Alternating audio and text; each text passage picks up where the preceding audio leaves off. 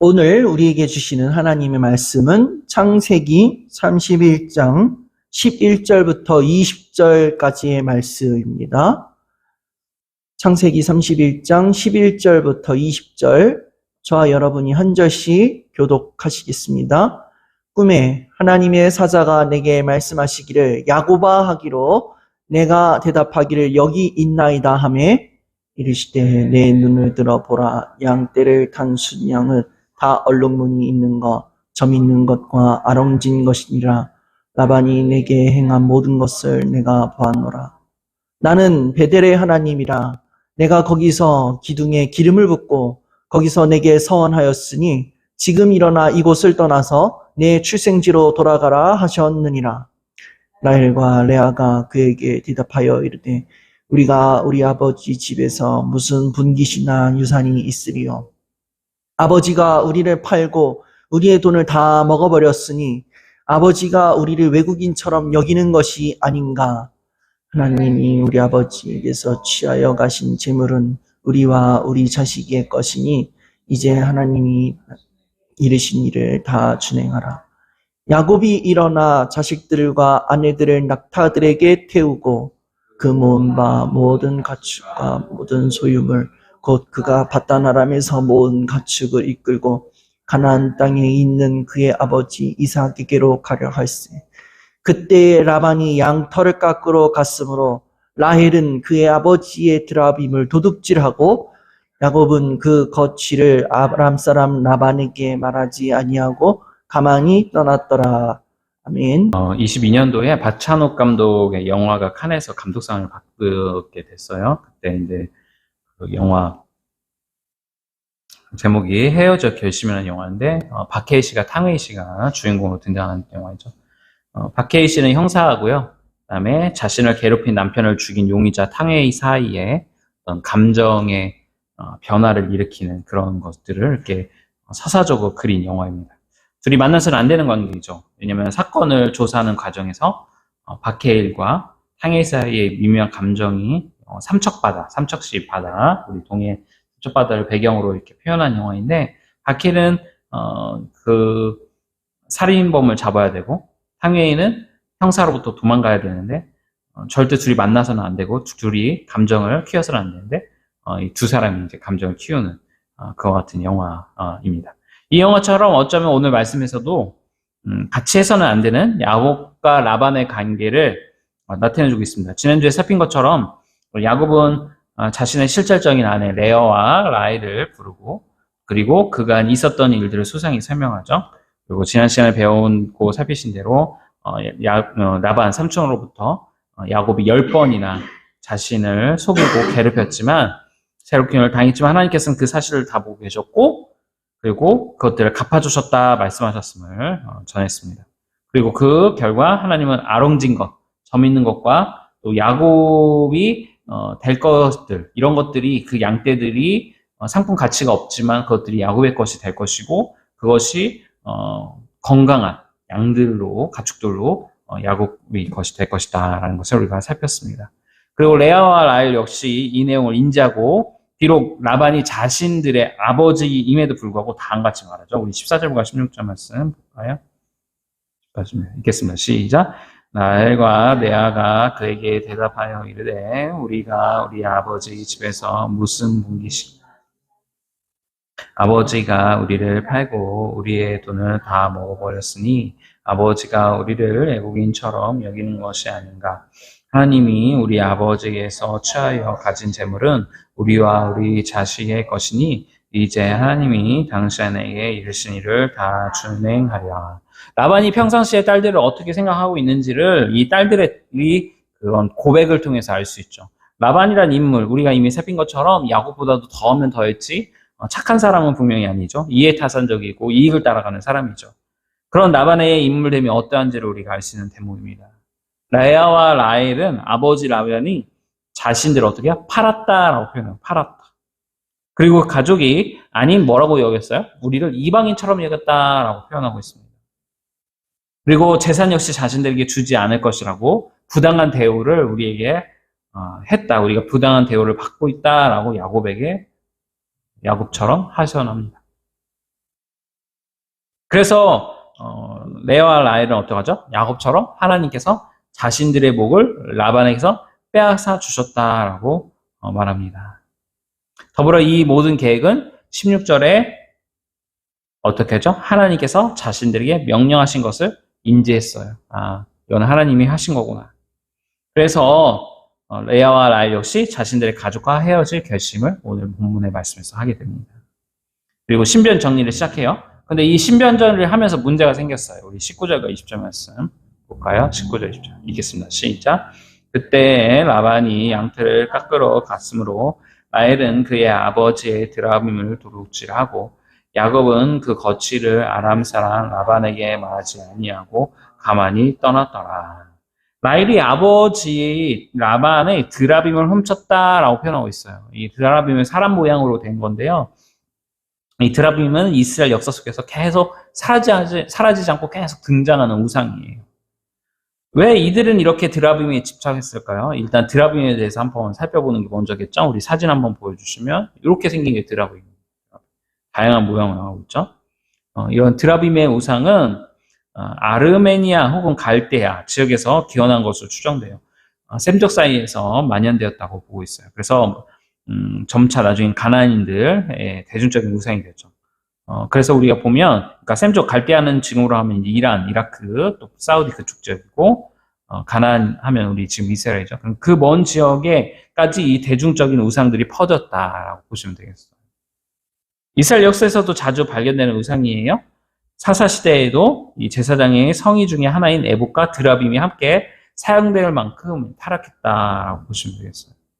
이런 타락상은 이스라엘 역사에서 신흥없이 일어났습니다. 한글 성경에서 사무엘상 15장 23절에선 우상은 원어로 이제 드라밤이다라고 표현하기도 하는데, 이런 사실을 생각해 볼 때 우리가 사울의 딸 미갈이 드라밤을 사용해서 군사들의 수색을 따돌리고 다윗을 도피시키는 장면이 등장하는데요. 무슨 말이냐? 다윗이 사울의 딸 미갈과 결혼을 해요. 그래서 이제 결혼 생활을 하는데 이 사울이 다윗을 싫어한단 말이에요. 또 죽이려고 한단 말이에요.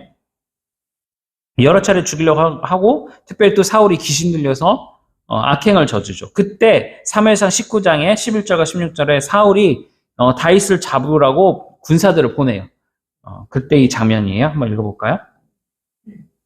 읽겠습니다. 시작. 사울이 전령들을 다윗의 집에 보내어 그를 지키다가 다윗의 아내 미갈이 다윗에게 말하되 당신이 이 밤에 당신의 생명을 구하지 아니하면 내일에는 죽임을 당하리라 하고 미갈이 다윗을 창에서 달아내림에 그가 피하여 도망하니라. 미갈이 우상을 가져다가 침상을 누이고 염소 털로 엮은 것을 그 머리에 씌우고 의복으로 그것을 덮었더니 사울이 전령들을 보내어 다윗을 잡으려 하매 미갈이 이르되 그가 병들었느니라. 사울이 또 전령들을 보내어 다윗을 보라 하며 이르되 그를 친사함째 내게로 들고 오라. 내가 그를 죽이리라.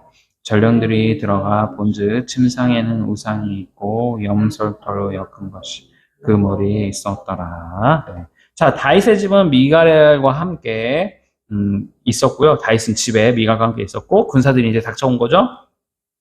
그리고 다윗이 창문으로 이제 도망을 간 거예요. 그때 침대에 다윗이 누운 것처럼 어떤 인형 같은 게 필요하잖아요. 군사들이 왔을 때. 그래서 그 인형 같은 것이 무엇이냐? 바로 우상이라고 여기 읽은 말씀에 나오는데 그 우상이 아까 뭐라고 했죠? 한글성에는 우상이라고 했지만 원어로 보면 드라빔이라고 되어 있어요. 그러니까 그 드라빔, 우리가 아까 사진에 봤던 그 드라빔에 가발을 씌우고 다윗이 지금 아프고서 누워있다라고 거짓말을 하면서 다윗이 피해서 도망갈 기회를 준 겁니다.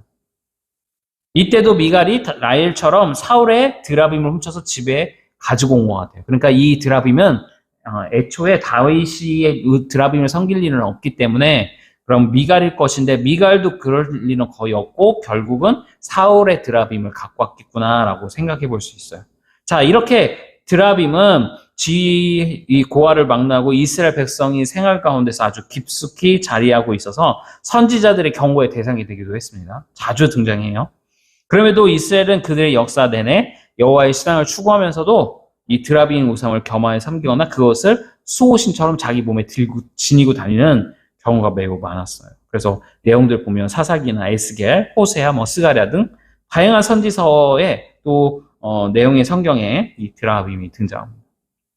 그럼 드라빔의 기능은 무엇이냐? 고대 사회에서 가족의 수호신이나 점치는 일로 사용된 우상이에요. 히브리어로 있기는 테라핌이라고 있는데 뜻은 평안을 누리다, 평안하게 살다라는 타라프에서 발생된 단어예요. 그러니까 가정의 안녕을 위해서 이걸 갖고 있으면 어떻게 해요? 아까 뭐라고 했죠? 평안히 누리다라고 했잖아요. 평안을 주는 거구나. 우리 부족 같은 내용이죠.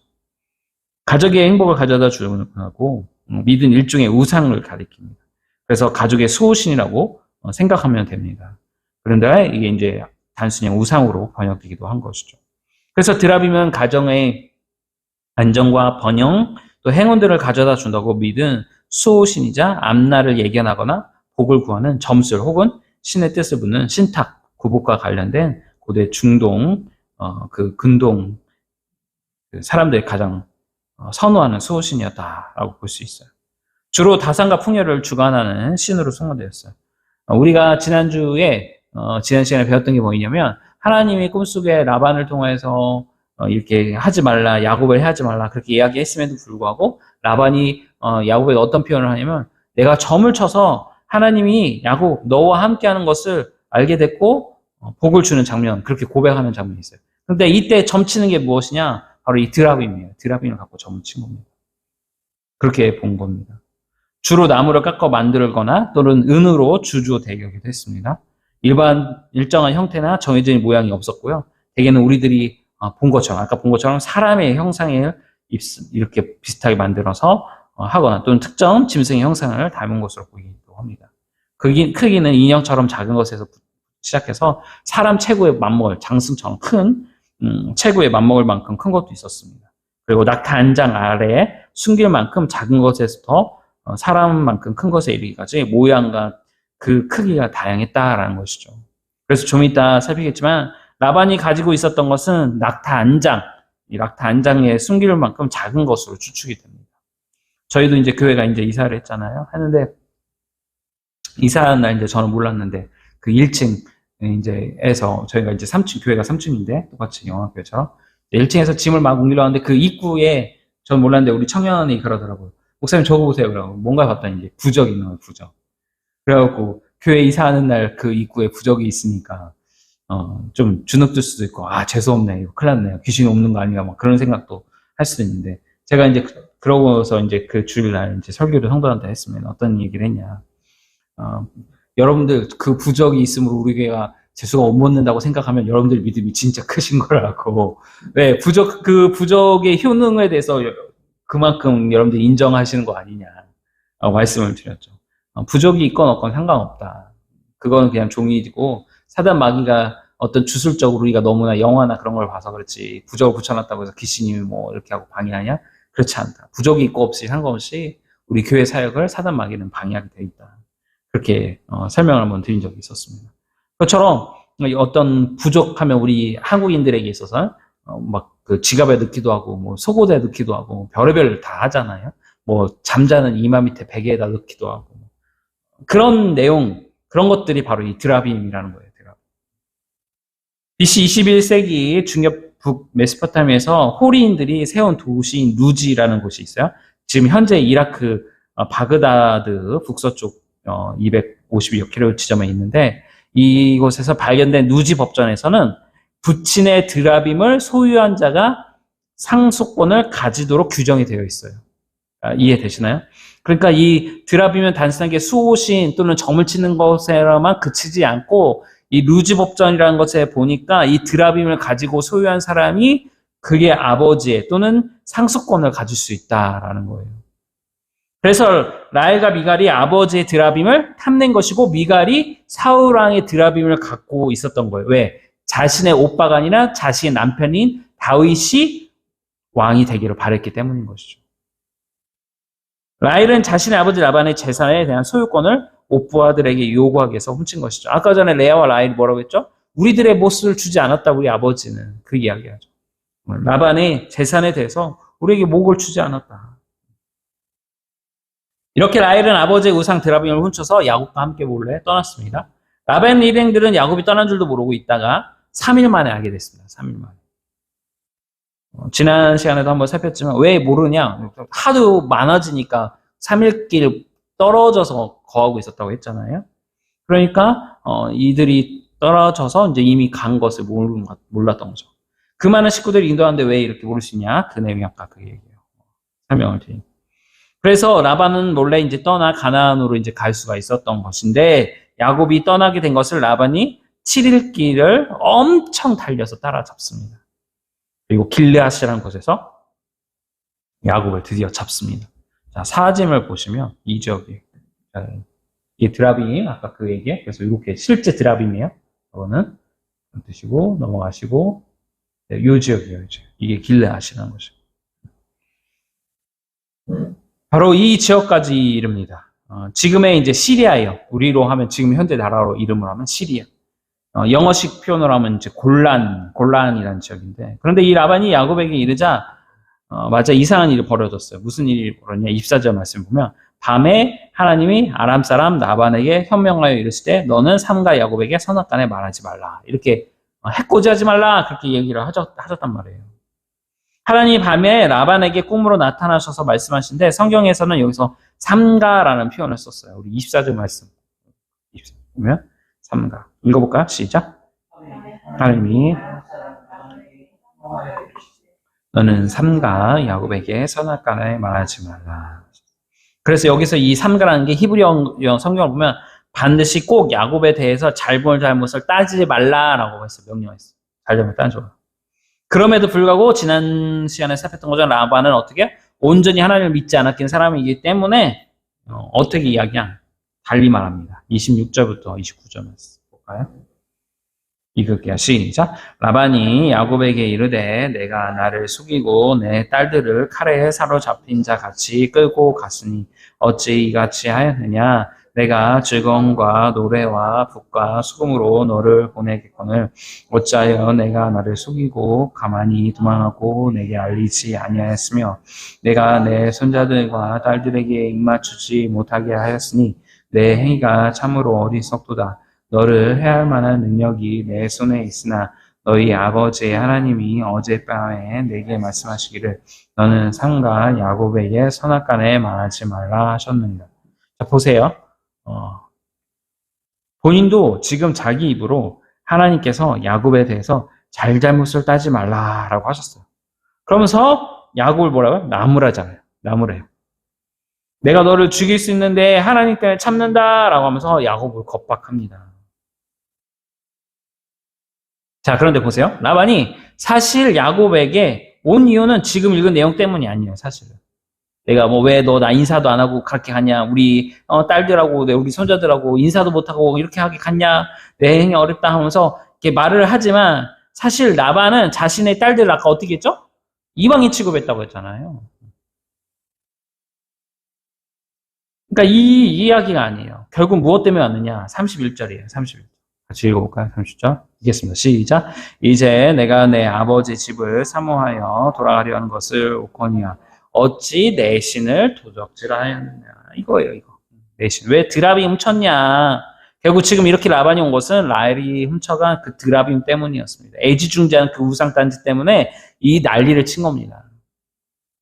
제가 이제 대만과 일본 선교를 수년간 이제 많이 갔었는데, 아시는 것처럼 이 섬나라, 대만과 일본에는 신들이 많아요. 엄청 우리가 알지 못하는 막 토속 종교들이 엄청 많단 말이에요.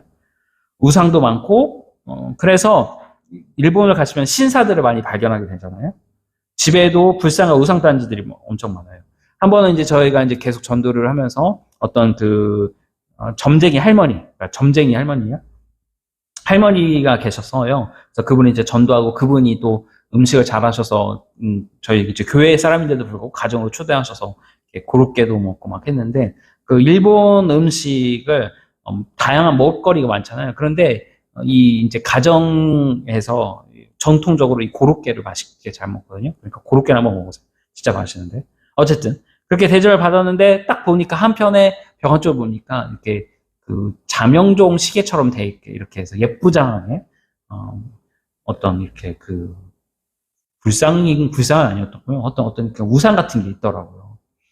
근데 그게 얼마인가 했더니 몇백만 원 하더라고요, 몇백만 원. 제가 또 이제 대만에서도 이제 복음을 전하고 하는데, 그 불상 말고 이렇게 우상인데 그게 2천만 원짜리 우상이 있는 거예요. 그게 뭔가 했더니 간우상이었어요, 간우상. 그러니까 무척 비싸요. 그분들의 입장에서는 교회를 이제 나가기 시작했지만 그 2천만 원 되는 차 한 대 값에 되는 그 불상이나 어떤 간우상, 우상, 이 드라마 같은 생긴 그거를 버리거나 깨트리거나 파손하기가 쉽지가 않은 거예요.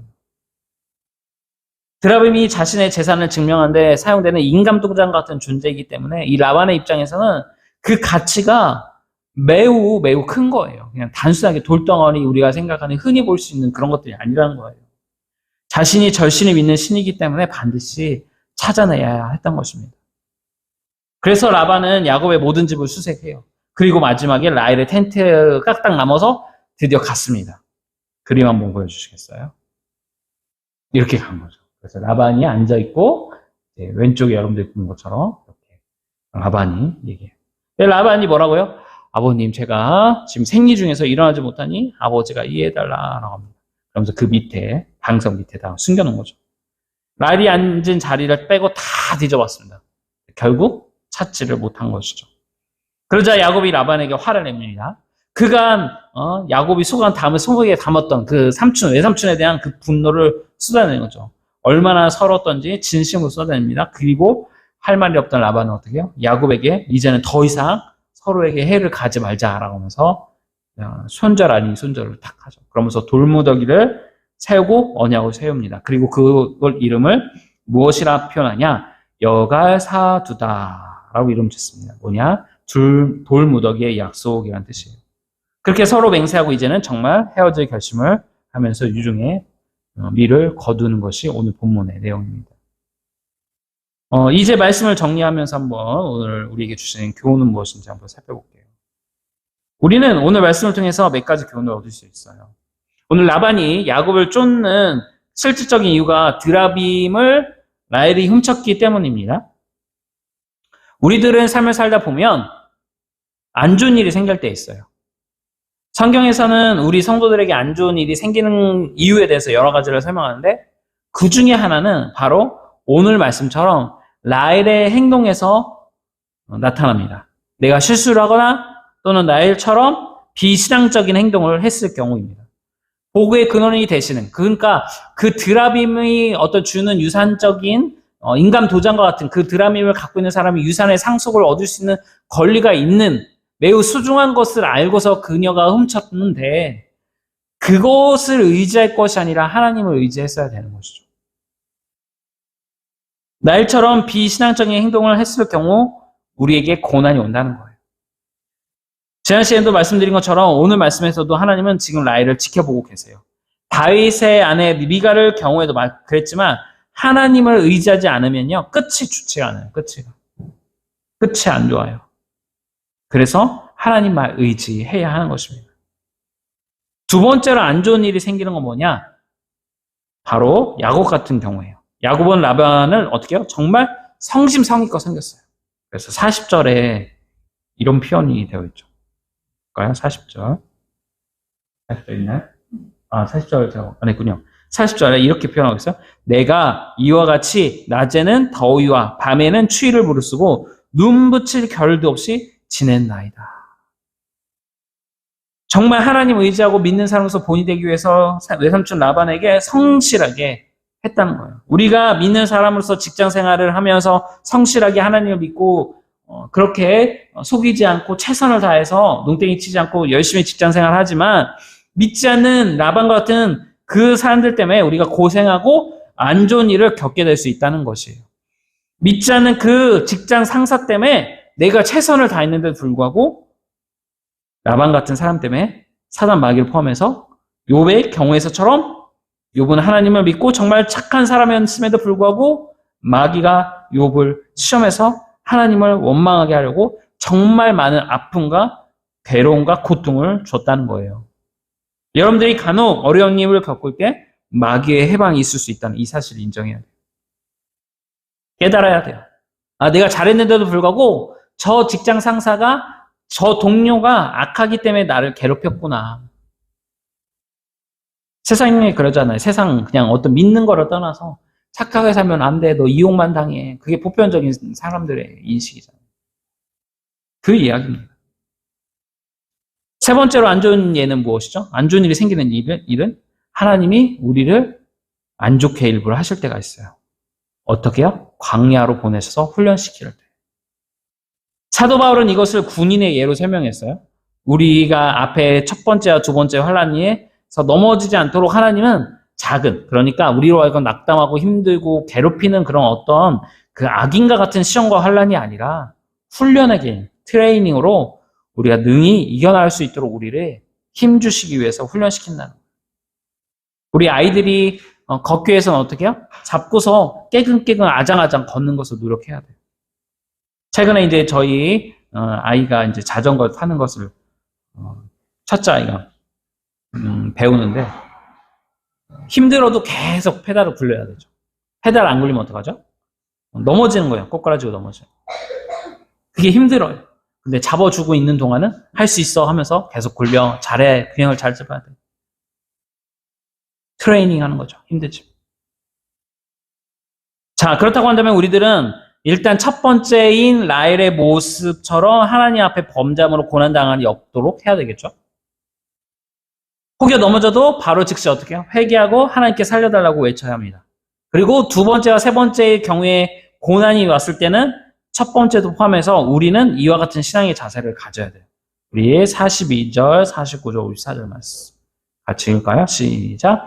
우리 아버지의 하나님, 아브라함의 하나님, 곧 이삭이 경외하는 이가 나와 함께 계시지 아니하셨더라면 외삼촌께서 이제 나를 빈손으로 돌려보내셨으리다마는 하나님이 내 고난과 내 손의 수고를 보시고 어젯밤에 외삼촌을 책망하셨나이다. 또 미스바라 하였으니 이는 그의 말에 우리가 서로 떠나 있을 때에 여호와께서 나와 너 사이를 살피시옵소서 합니다. 야곱이 또 산에서 제사를 드리고 형제들을 불러 떡을 먹이니 그들이 떡을 먹고 산에서 밤을 지내고. 자, 야곱의 고백과 행동처럼 하나님이 나와 함께 하셔야 한다.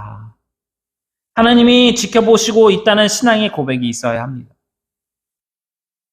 야곱과 라헬이 맹세한 곳의 이름이 또 다른 이름이 뭐냐?